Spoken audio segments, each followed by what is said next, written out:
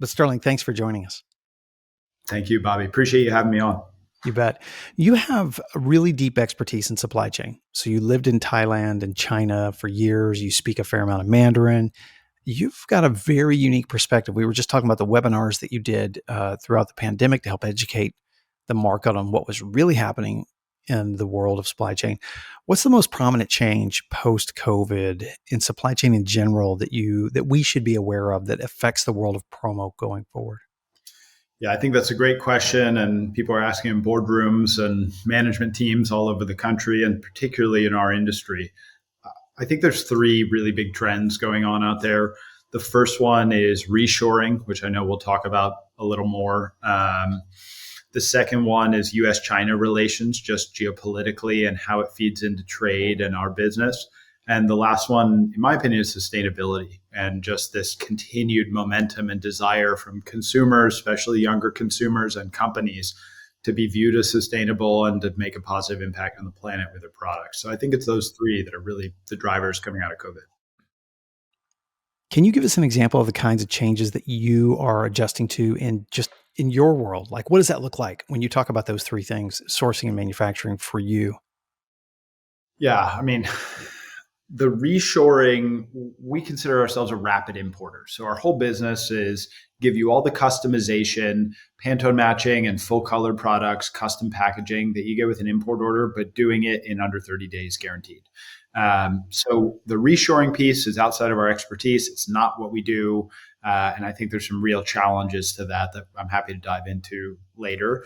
But the other two major points, US-China relations and sustainability, we're proactively addressing and have made some big investments to deal with and to adapt to. So the US-China piece, look, it's the largest bilateral trade, investment, and financial flows relationship in history. Like US and China are the two largest economies in the world.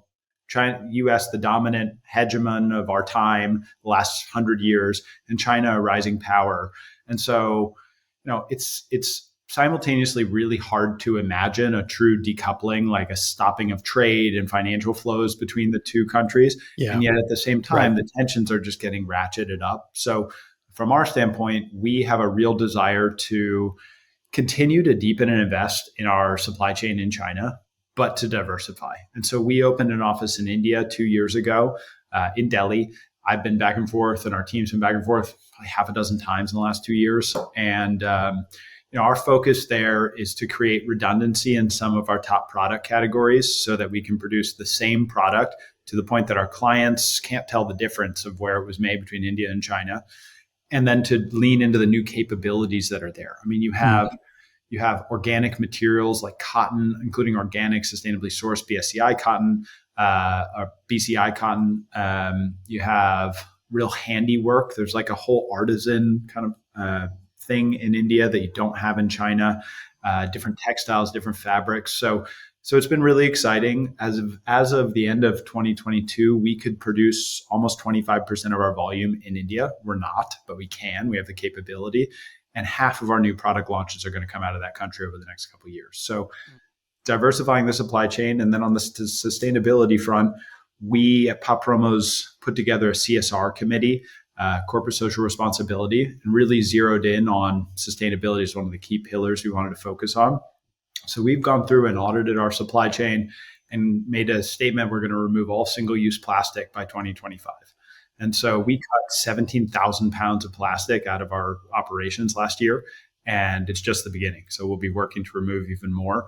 And then also focusing on sustainable materials. So more and more of our products, especially the textiles, are actually 100% recycled polyester. So you're literally going water bottles put in a recycling bin into products that we're selling into the US market. And I would say recycled materials, a third of our product launches this year and next year will be recycled materials. And we hope to get to over 25% of our volume by 2025 being exclusively recycled materials. So you literally have a circular economy feeding this industry, which I think is really exciting and something people can be proud of. Yeah, for sure. This must really challenge you in terms of evolving your product line in general? I've seen so many changes over the past couple of years, and you laugh. Why do you laugh? Is that because it's that big of a challenge? it's super difficult. I mean, Yeah. so look, so every people listening to this podcast are largely entrepreneurs, and you and I Mm. both know that it's very painful and difficult to figure out how to do something well the first time. And once you figure it out, the easiest thing to do is just do that more, like bigger. But Right. learning how to go from manufacturing in China super fast with really high quality and very tight tolerances for printing and color, and have audited your whole supply chain for Disney and Walmart and everything else, and then turn around and have to do it in another country with totally different regulations and stuff Right. is difficult. And learning how to make your products with virgin materials and then turn around and have to re-engineer them. And it's not like you just make it out of something else and print it the same way. It's different temperatures, Right. inks, everything else is super difficult. Yeah. But it's fun. And I have to tell you, our experience here is we started to put together a CSR committee last year and asked for volunteers, and we got massive turnout from our team. It's a young company, it's creative, and people just raised their hands and wanted to be part of it. And the Mm. enthusiasm for doing it's been really high. So it's hard, but it's fun, and it's something we can all be proud of. So we're going to Yeah, keep that's cool. I love that. Back to U.S. China relations for a second. They do seem to be intensifying more and more each year. Do you see ramifications from this for our industry in the near future? going. Oh, That's such a hard question. It's such a big question. I'm sorry to ask such a big question, but no, it it's a great question. It's a great question, Bobby, and we all get those really big, hairy, difficult questions, and the natural inclination is to look away from them and talk about something else. But I think it's important. I mean, if you look at it from a big picture, China is a rising power, right? GDP has risen from a yeah, third of the U.S. to within striking distance since 2005, and you've got a massively populous country. The leadership there, with the revision of the Constitution and Xi Jinping, who's going to be in power for at least another couple of years, which will make 15 straight years. They're becoming more authoritarian. mm, That's scary. And my big concerns are, U.S. and China seeing each other in competitive and often like militaristic tones, or like talking about each other that way. I've seen the conversation go from one focused on trade and um, very tactical, trying to get advantage, to something that's more of like a conflict of values, which is scary because it's mhm. very, very zero sum. Once you agree that you and I have totally different values and we're just in conflict, there's not a lot of common ground to find Yeah, negotiation and progress. And then, I mean, you're seeing it now. Just look at the news. You've got the spy balloons that are coming over the U.S. from China. The Chinese have dozens of them all over the world. Candidly, the U.S. is flying spy planes and satellites all over the world, and we're upset that someone else is doing it. right, right. So it's tough. And our answer to that charge is, well, we're the superpower, we're the good guys, but the Chinese don't see themselves as the bad guys. So I think that's tough. And the part that really scares me is you have the two largest militaries in the world and the two most largest economies in the world, and governments that are increasingly like, whether it's make America great again or build back better. And China has a very nationalistic rhetoric going. As soon as the two sides stop talking to each other, the risk of a mistake goes up. We shoot down their balloon, we cancel Yeah, meetings, presidents aren't talking to each other, the militaries are no longer have cut off communication. It doesn't take much to have an accident, like a plane that yeah, goes down or runs into something, to start a war. And that's very, very scary to me. And for our yeah. industry and more broadly, it's scary. It keeps me up at night, if I'm honest. Yeah, well, thank you for commenting on that. I know that's a tough topic, and despite our best efforts, um, deglobalization might not be a reality in the future. So, sourcing in China and our sort of attachment, if you will, to China is so deeply entrenched. Thanks for your commentary on that. I want to switch over to another topic entirely on economics and finance, because when I asked someone I really respect in the industry, I said, "Who's the brightest thinker besides our friend Jonathan Isaacson at Gemline? Who's the brightest financial thinker in the industry?" And my friend immediately said you. So I'm going to throw a few hardballs at you. Maybe they won't be that difficult for you. So we'll touch on your math background in a minute, but what impact do you see on the economy having in our industry right now? Um, right now, what I'm seeing day to day in our business and in my conversations with competitors and customers is demand that's very strong, companies that are spending money to try and capture what continues to be really strong consumer spending. Um, it's green lights across the board, and everyone wants to grow. As you look a little further into the future and think about what the Federal Reserve is doing, it looks different. But today, green lights across the board. Okay. How are you forecasting for the year for Pop? I mean, how are you feel really bullish on the year? What are you anticipating in terms of growth, and how has Q1 been so far for you? Yeah. So um, here at Pop Promos, we talk about budgeting. We remind each other that we have to have humility and we don't know what's going to happen. So we build three budgets at the beginning of the year: A, B, and C. B is the base case. And obviously, A is if we're growing faster, C is slower. And we actually build out full budgets, including HR plans, staffing plans, et cetera. And so we are so far this year slightly above our plan B budget. We are a high growth company, so you're talking 20+% growth there, which is really positive. As far as the rest of the year, I have some serious concerns about construction slowing down, real estate investment slowing down, and seeing banks pulling back and individuals and companies having to inject money, cash into things. You're seeing credit contraction, literally the amount of money in the economy shrinking. It's a slow process, but the Federal Reserve has tons of power to do that by raising interest rates. So I'm very concerned about a recession in the second half of the year. But the reality is, I don't know what's going to happen, and we make our Yeah. contingency plans. And right now, we added 5 people to our team last week and are growing and expanding and focus on executing for our customers. But I don't know, honestly. Yeah. And when you talk about real estate and construction, let me ask the dumb question. How do those things eventually impact our industry? If we're looking at maybe things shifting in Q4 or toward next year, what kind of impacts do you have?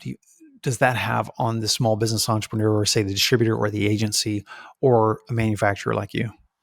Yeah. So I think that really comes through in two different ways. The first one is there are sectors of the economy that are very sensitive to interest rates. So things like construction, purchasing of heavy equipment, things that are financed. If you buy a house, 70 to 80% of the purchase price is paid with the bank's money, not yours, Mhm. typically when you get a mortgage.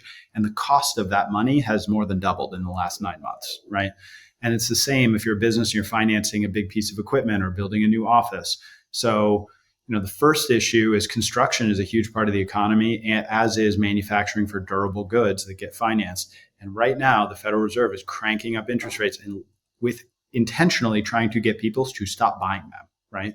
They are going to succeed. How long it takes is a separate question, but they are going to Right. succeed in that without a doubt. Mhm. And Right. so that's going to hit construction, manufacturing, heavy industry, some finance companies as you see demand fall, et cetera. So that's one, and you'll see it in pockets of the industry first. And distributors that are diversified will see just kind of a slowdown, and ones that are really heavy in construction or some heavy manufacturing may see their businesses contract significantly. So that's the first place. And then the second place is literally shrinking the supply of money. So, for example, if you're a big company and you buy $100 million office building in 2018, and the bank lent you 75 million of that, and now it's 2022 and your 5-year loan has expired, and the bank is saying, well, your building isn't worth 100 million anymore, it's worth 80 million, and we don't want to lend 75% of the value, we want to lend you 60% of the value. Then all of a sudden, in order for me not to have to sell my building or give it to the bank, I as a company have to put $15 million, give it to the bank, which literally shrinks the amount of money in supply when you multiply it across all the kind of financial institutions in the country. So you'll see the credit supply and money supply shrink, which really causes problems because you have less liquidity, right? Um, Right. so those are the two places, and the real fear is that those two things happen and it leads to a general just contraction in economic growth and a recession and higher unemployment. But it's an interesting time because while I'm concerned about all that, and I think most economists are today, the jobs numbers are amazing, Yeah. unemployment's still at historic lows, and there's a lot of wage pressure. So it's Right. weird to be seeing one thing and expecting something very different in the near future. If you're talking to an owner of an agency or distributorship, and given the state of the economy right now, with this sort of white hot moment that we're in, with a concern for projections down the future, what would you advise business owners to do, or what have you done recently to make adjustments and how do they handle their business financially? And I kind of mean that, like you mentioned a tip to me about cash and just what are business owners doing with cash. It's a general question, but do you have some advice for distributors, entrepreneurs, agencies at this juncture in time as they look at the next 12 months? Yeah, I think there's probably three things that I would look at, and we'll start with the easiest one. We have all gotten used to. I started this business in 2012, and interest rates on cash in a bank have been sub 1% the entire time that I've been in business until about Right. 9 months ago. And we carry some cash balances, et cetera. Right now, if you're a business and have a six-figure cash balance, you can put it in a sweep account or in a certificate of deposit or a series of them, and your bank can help you set it up, and you can earn 4% interest on that all day long, right? So if you're running a moderate sized distributorship and you've got $500,000 in cash on a balance sheet, for example, that's $20,000 a year in interest income, and all you have to do is Yeah. pick a phone, call your bank, and they'll give it to you, right? So I'd highly recommend doing that. The second one is just contingency planning. I think if right now you're being super conservative when there's so much demand and everything's growing, you're going to miss out on a lot. And Mm. if the economy turns and at the end of the year things aren't so good, um, you're unprepared to make a change, you're also going to run into problems. So I think it's just being prepared for different eventualities, and contingency planning. Yeah. The last thing I would look at is if you have significant debt, and looking at the maturities, I wouldn't, that's coming due in the next year or two.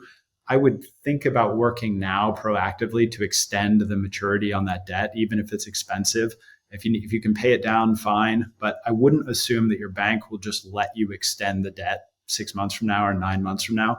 The Federal Reserve is trying to decrease the amount of money in the system, which means banks reducing the debt, the lending to people, and that person might be you. So I would just encourage you to look at it proactively, try and negotiate it and move the maturity out a couple of years or consider paying it down. But I just don't think that it's wise to think that you can roll over whatever debt you have in the near future. There could be some problems. Yeah. I like when we started this conversation with you and your three plan budget. You're obviously planning for this incredible growth right now and you're in the middle of it. And then you have these contingency plans as a backup as well. Have you always functioned that way? Have you always operated that way? We've always done that. Yeah. We've always done that, and it's been a good practice over the years. Candidly, when we first started, we had no projections to even know historics to look at Right. to Right. project. So we were actually making it up. We didn't know anyone in this industry, didn't have any family or any prior operating experience. So if you're just literally doing this and making it up, it's good to plan for a wide range of scenarios. And even now, as we've grown, past 100 people in our office, et cetera, it's just continues to be a good practice. And just thinking about what might happen makes it more comfortable when something unexpected happens, like COVID, for example. So Yeah. Let's talk a little bit about your role as an accidental developer. A lot of folks may not know this. You became an accidental developer by restoring. I'm assuming you're in that building now, the old dairy building, the Harbison's Dairy Building. I saw a picture of it from 1895, and then again a picture right before you restored it. And I must say, you have a lot of faith and grit and determination because the before and after is incredible. It's gorgeous headquarters. We'll link to it in the show notes. But how did you get into that? um, the short answer is Pop Promos was looking for more office space, and here in Philadelphia, we're in a neighborhood called Kensington, which is a historically very poor part of the city, and there's an apartment building boom on. So we needed about 20,000 feet of office space, and realistically, I couldn't buy and build 20,000 feet of office because everyone wants to build apartments, and that's the highest and best use. So ended up finding a 100,000 square foot building and turning it into 20,000 feet of office and 86 apartments and some retail as well. What's cool is it's been a transformative project for the neighborhood. I mean, this building, you had a decrepit milk bottle on top of it, which is very cool. If you're ever in Philadelphia, come see it, please. But doing a historic renovation, we had to go to the National Park Service to get approval for it. Had to restore the milk bottle to look exactly the way it did in 1950, and it was a big leap. But I'll say it's been great for the neighborhood. our staff is really excited to come. We have 40-foot ceilings and big open trusses, and it's exposed brick like you see behind me. So it's a nice space. And it also kind of puts a flag in the ground. Like, we signed a 10-year lease as part of building this out, and we're not going anywhere, and we're going to keep growing. So it's been fun, but the grit and determination thing, building a project like this, especially with COVID hitting halfway through, was not Oh, easy or fun, I will say. Yeah, it was difficult. what is it in you that made you? Have you always thought about development? Has it always been the way you think? I mean, why? I should ask the question why you decided to do this, besides just the functionality of really needing it. I always like building things, Okay. always. Like, Legos were the favorite toy as a kid, or Okay. popsicle sticks and glue, also very cool. But I always just like building things. I find it just innately gratifying to take something and take something that wasn't there and build it, or combine different pieces in a new combination, and is creative. And I enjoy that. Unfortunately, I think I'm a creative person. You would think otherwise if you saw me sketch or draw. It's completely, you couldn't recognize a stick figure for what it is. But yeah, I just enjoy the process. It's fun. Your firm, Harbison Dairy Redevelopment and Jasper House Redevelopment, turns defunct warehouses into elevated workforce housing and affordable commercial space in Philadelphia. What projects are you most excited about right now? Yeah, so about 4 blocks away from the Harbison Dairy building where I'm working right now, I'm working with doing a community development project, taking, as you said, an old warehouse. It was an old auction house built in the late 1800s. Hmm. And we're building a 140,000 square foot building with 150 apartments, 20% of which are affordable for the neighborhood. And we have a community garden in the middle where we've contracted with a local urban farmer to do educational programming for school kids. And again, we're in a low income neighborhood, and a lot of kids haven't touched dirt, right? I mean, you don't have kids that know about where their food comes from, et cetera. So we've got really strong support from the community on that. And then the ground floor actually has a 6,500 square foot incubator for Black owned food manufacturing businesses. So it's exciting, it's gratifying, and basically we're just building on the success we had here to do another project nearby. It's great for community relations. It's great for the neighborhood. Yeah, It's exciting. So we're really enjoying it. that's really cool. Let's talk about pop promos a little bit. And thank you Sure. for your patience as we talk through. You're so willing to talk about all these other topics. I want to talk about pop for a second, and folks will want to know about this too. How has pop evolved post pandemic? What do you think has been his biggest change for you and your team over the past year or two?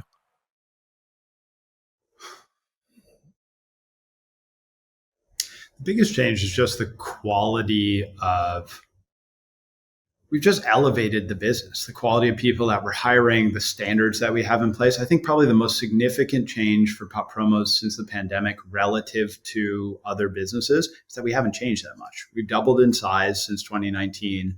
We've raised the bar in terms of who we're hiring. We moved to a much bigger, nicer office. We opened more manufacturing offices in India. We're just raising the bar. We're still in the office 3 days a week. We think it's important. We make product. We're adding 20 plus people a year to the team, and we need to grow and train and onboard people. So I think in a world that's been like shaken pretty hard and a lot's changed, I think the most significant or kind of salient thing for us is that we haven't changed that much, and that we're really continuing to focus on doing a great job for our customers and delivering unique product fast. Yeah. What do you wish folks knew about pop that they may not know or they overlook? Yeah, it's a great question. I'm so glad you asked. I'm going to shamelessly plug something for all of you. Um, so many times I talk to our customers, they say, I love your company. We order socks from you. Or I love your company. We order like full color bags from you. And we haven't done a good job of educating the market and our customers that we actually have over 100 products in our line, and they're all Pantone matched in full color and delivered in under 30 days. In fact, the average is less than 20 now.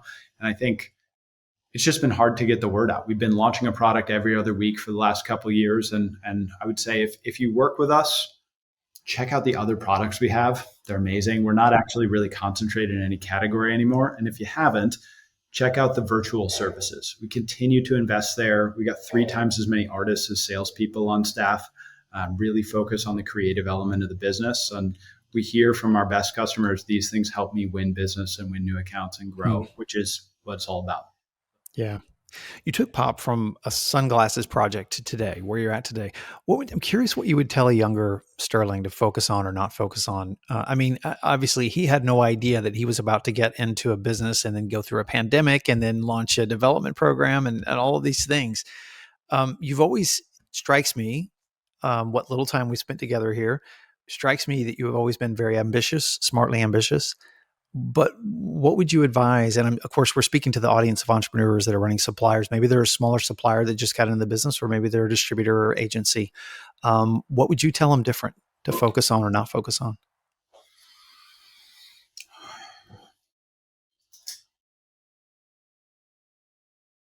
First things first, talk to your customers and try and understand them and what they want and what they need. I mean, we used to say, oh, we work with promotional products distributors, but realistically, the difference between different distributors' businesses around this industry, from spot buys to customer mix to programs where they have their own warehouses and inventory to fulfillment to, I mean, it's just incredible the diversity of customers in this industry. And we tried our best, but didn't understand our customer well enough for years. And we're still trying to better understand exactly, you know, all the different needs around the industry. So I'd say that's first and foremost, is get to know your customer. Second one I'd say is pick your customer well. Like, we don't service the whole industry. Like, we do not work with everyone. We're not the right fit for everyone. Like, we're really heavily focused on enterprise clients. Like 50+% of our revenue flows to big corporate companies. We focus on quality and making sure the color's right and delivering 99+% of orders on time or early. And it's a quality play and a service play. But there are lots of different positions within this industry in every product category. So get to know your customers and figure out who you're serving, because it's not everyone. Try and serve everyone. You can't do it that well. Yeah.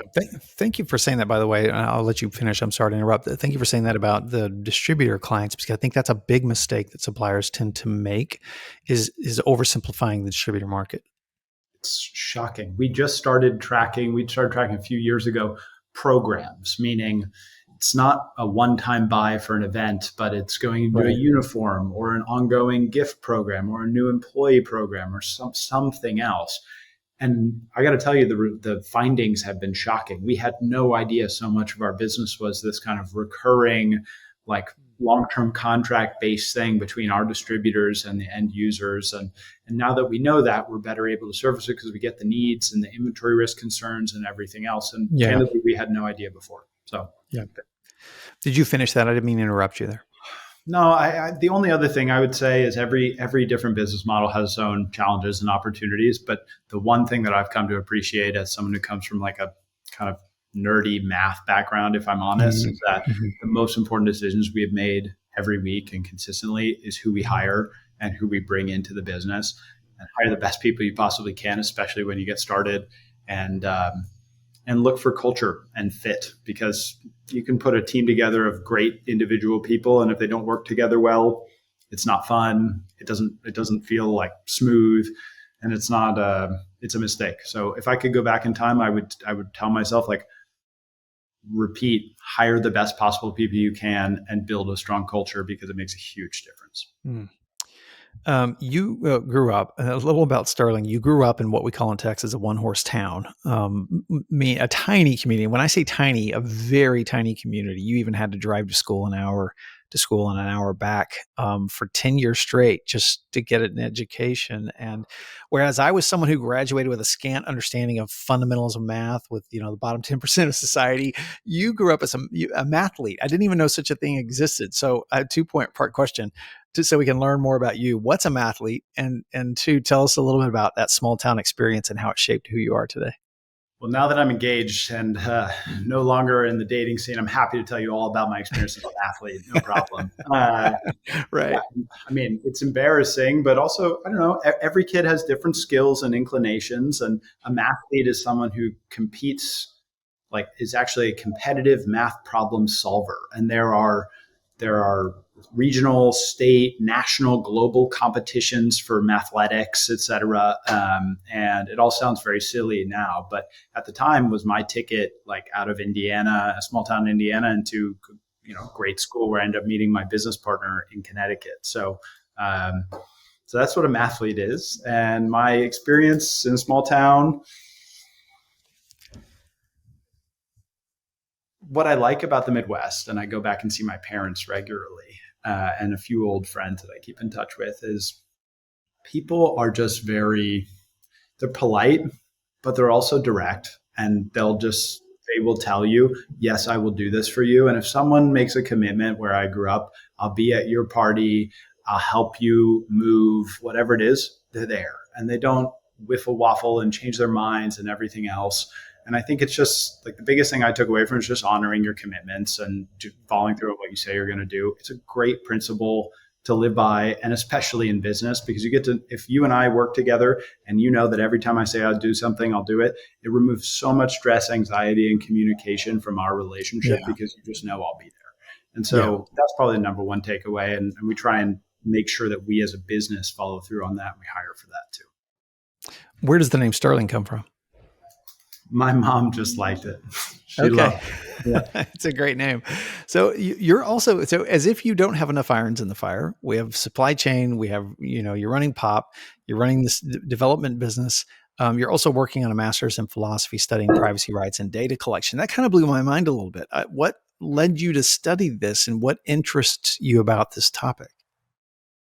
I just I love learning generally. I really enjoyed my experience in school, and like I said, it was my ticket out of a small town and not a ton of opportunity in it. I would say what I find so interesting about data privacy is right now. I don't know what Zencast is, but I would bet that somewhere in the terms of service that you and I both initialed, they actually Mm-hmm. get to record this, make a transcript of it, and sell it to marketers, right? Right now, your phones, both of our phones are listening to our conversation, tracking where we are on GPS. There's liquid markets for data, came up with Cambridge Analytica, with Facebook, et cetera. And the reason I think it's so interesting is you have a lot of septuagenarians in Congress who are trying to regulate the space, but they don't understand it at all. And I don't think we as a country and as a society have had a real conversation around what is acceptable and what is not. And I want to write, my thesis is based on just a layman's conversation around what information are these companies really collecting? How are they monetizing it? And what conversation do we need to have in order to create some reasonable regulations around it? Because currently the rule is any company, as long as you sign a disclosure, a terms of service, which often run dozens of pages, and the studies have shown if you read every single one, you wouldn't have time to actually have a job. You'd spend all day reading them.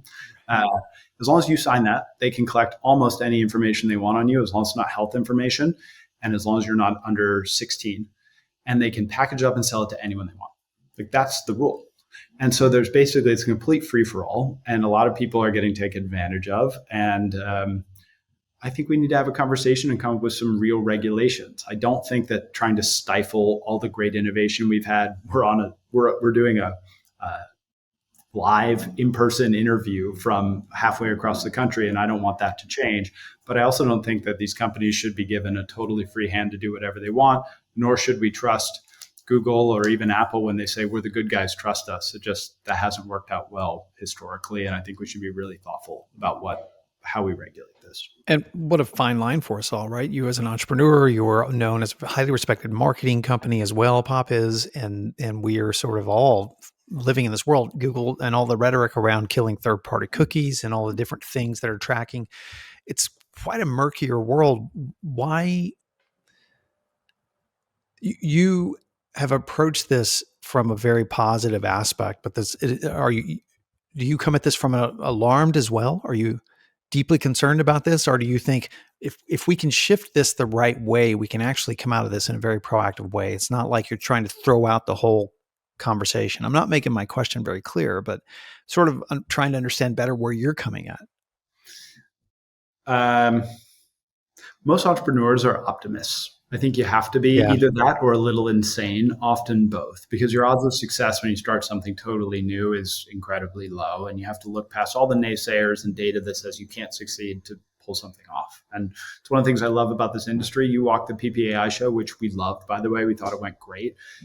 there is so much optimism and creativity out there on that Yeah. floor, and I love it. It's addicting, and that's why so many people wind up in this industry and don't want to leave. I will say, as an optimist, I look at the amazing innovation that we've had. Apple's worth two Yeah. plus trillion dollars because this is the single most useful piece of technology that I have ever seen, other than maybe penicillin and an elevator. Right? It's Right. incredible what I can do with this Right. thing. And I don't think that we should get rid of this, right? I do not think that we should outlaw, the internet. I mean, what a silly thing. But I do think, if you're an optimist, that we have a government that fundamentally is responsive to the needs and demands of people who live in this country, and we have a democratic system, and it's imperfect, but it works. And we have representatives in Washington that there are plenty of examples of ones who are badly behaved and not looking out for their constituents, but for the most part, really care and want to do a great job. And having a conversation with the whole country. It's going to be in media. It's going to be in people just discussing it over beers after work. It's going to be lobbying groups. Having a real conversation around what should companies be allowed to collect on me, Yeah. and what shouldn't they, and how do we draw those lines, and then set the rules on an even playing field for everyone and let the market continue to work. I think it's really important. I just think we haven't had the conversation and no one's discussed it enough. So. Yeah. I ask it because I think we as marketers are having a bit of an existential crisis ourselves around this topic. And so working through it, as murky and messy as it could be, working through it is so important. Let me completely shift to another topic, Sterling. What person, family, or mentor have you had in the business that's had the most impact on your life? I had a basketball coach in high school. I switched from athletics to basketball. And his name was Donald Gowan, and really lovely guy. He was my advisor at school and the varsity basketball coach. And he just had a very broad view on life and his role as a teacher. And the quote that sticks with me, and actually passed away my senior year of high school. And the quote that sticks with me is, someone asked him how his basketball season was going. How's your season going? Normal question. And he said, to be honest, I'm not going to know for about 10 years, because what really matters is what happens to all the young men who play on my team and what they go do with their lives. And it was a very touching thing. And it was read. It was part of his eulogy that was read. And I think about that a lot. We all get very caught up in the day to day. I'm trying to win this sale. I'm trying to grow my business, all these things. But realistically, we're all people, and the contact and relationship we make with other people, it's amazing, a kind word, what it can do for someone and change the trajectory of their lives. And I think if we all view it that way, we can do something extraordinary. I really look up to him, and I think about him a lot. Yeah, I was just listening to an episode yesterday with Brene Brown and Simon Sinek, and they were just talking about this immediate impact versus future impact. And what a great story to put that into perspective. Okay, last question for you, Sterling. Share with us one or two articles. Everyone loves to know this question, the answer to this question, and it's going to be hard for you. One or two articles, podcast episodes, or books you've read recently that really impacted your thinking. And don't try to fit those with the audience or what you think businessy people might want to read. We're curious what makes you curious. Like what has really challenged or inspired you? All right. My favorite author out there is a science fiction writer named Neil Stephenson, and really prescient guy, coined the term metaverse with a book called Snow Crash 30 years ago, wrote about Cryptonomicon, which is all about cryptocurrencies before they ever existed. And just this very thoughtful, very talented writer, sarcastic, funny as hell guy. And so, although read all his books in just a deluge of reading during the pandemic when there was nothing else to do outside of work. But if I could recommend to the group, I mean, I don't know, pick up any of his essays or books and just give it a read and see if you look at the world a little bit differently by the time you finish. That's great. We'll link to some of his books there in the show notes as well. Sterling, thanks for spending so much time with us. We could have talked for another hour. I know that. And congratulations on all the incredible success with Pop. Congratulations on your recent engagement. You've got such a rich life, and you have earned so much respect in this business. So thanks for joining us. Really appreciate you having me on, and I'll make sure to call Jonathan Isaacson and say thank you. Turns out my bribes are working, so I'll do that. But Right. thank you again. I really enjoyed the conversation, Bobby, and hope you have a good rest of the day. Thanks, Sterling.